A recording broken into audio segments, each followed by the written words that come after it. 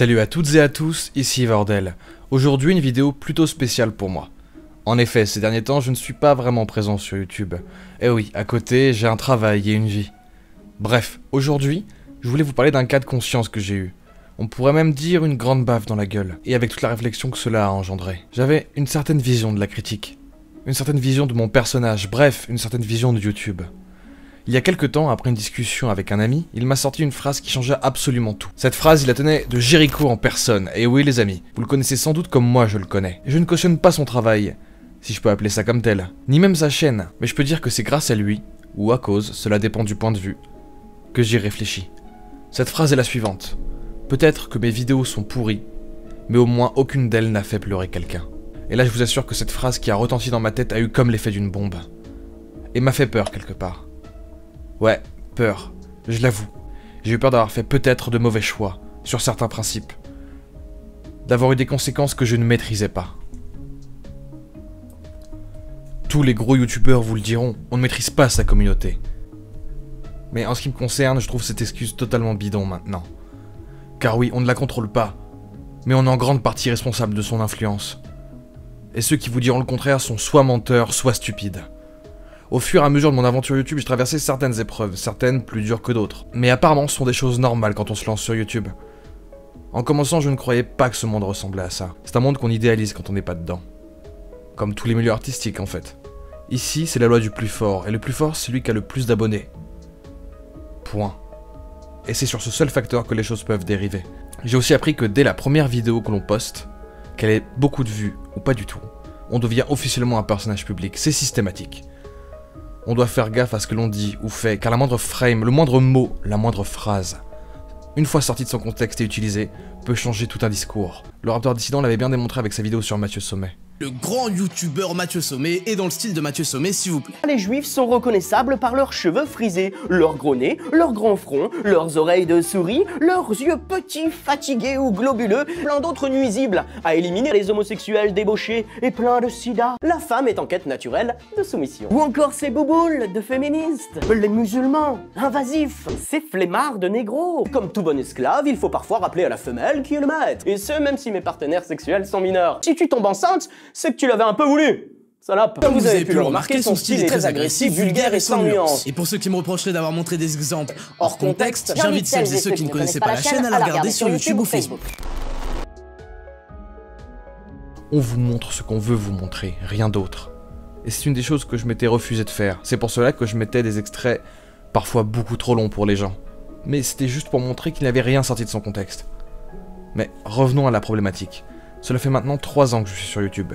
Oui, pour ceux et celles qui ne me connaissent pas depuis longtemps, cette chaîne est la deuxième. En 3 ans, je suis passé par un tas de stades différents. La joie, le stress, la dépression, la peur et surtout la colère. Je vivais YouTube à fond, à 200 à l'heure. À 200%. Au point même de ne plus endormir la nuit, de ne plus penser à autre chose qu'à YouTube.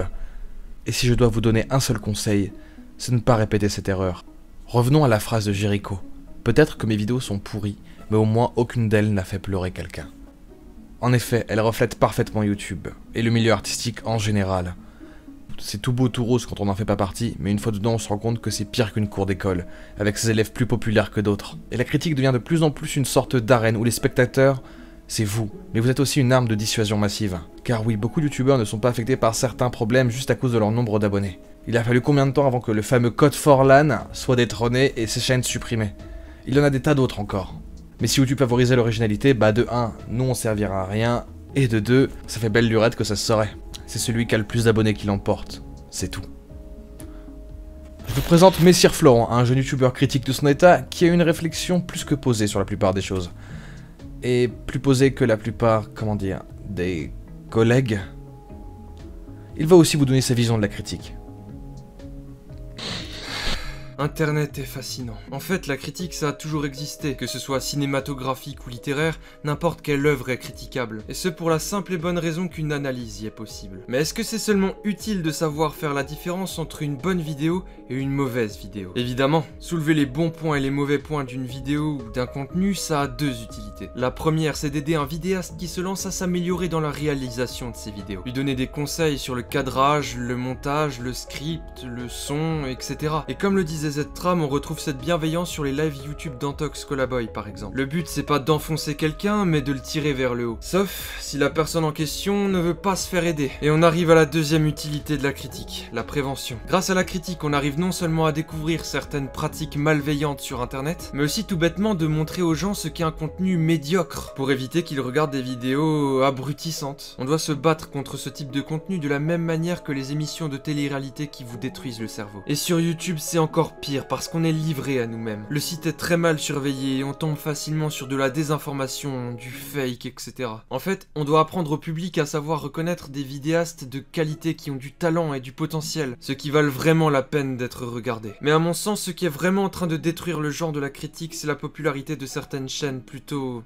virulentes. À cause de ça, beaucoup de gens ont eu la bonne idée de se lancer là-dedans pour créer du clash et du drama. Et ainsi, on se retrouve avec Kevin 10 ans qui n'a pas pour but sur YouTube de faire de l'analyse de vidéos, mais de défoncer des cancers. Ou encore de ressembler à son youtubeur favori. Sauf que la critique, c'est pas un domaine à prendre à la légère. Sa réputation est souillée et c'est à cause de vous. Donc pour terminer, je dirais que la critique se doit de prospérer, mais elle doit aussi évoluer. Enfin voilà, c'est tout pour moi, mais avant de vous laisser, j'aimerais vous demander de retenir une toute dernière chose.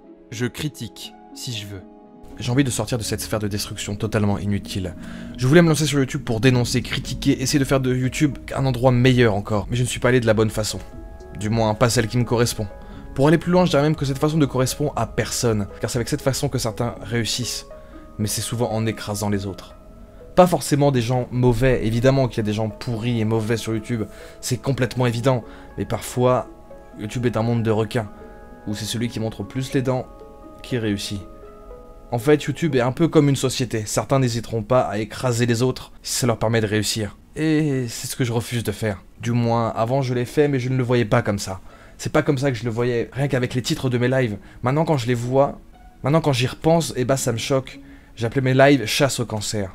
Même moi je trouve ça stupide maintenant à l'heure actuelle. Honnêtement c'est comme si on se voyait gamin, on s'est tous dit qu'à la fin on aurait fini par se gifler. Tout ça pour dire que cette façon de critiquer est morte.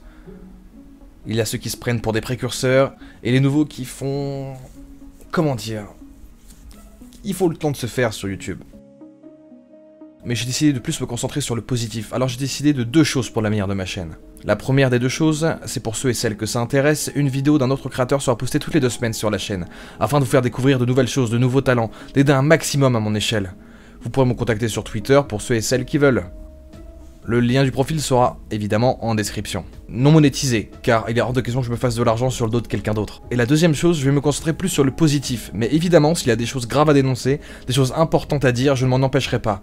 Car il y a des choses trop graves qui se passent sur internet pour que l'on se taise. Merci d'avoir regardé cette vidéo jusqu'au bout, je vous laisse avec cette citation de Henri-Frédéric Amiel. Admirer, c'est se mettre en dessous. Critiquer, c'est se mettre au-dessus.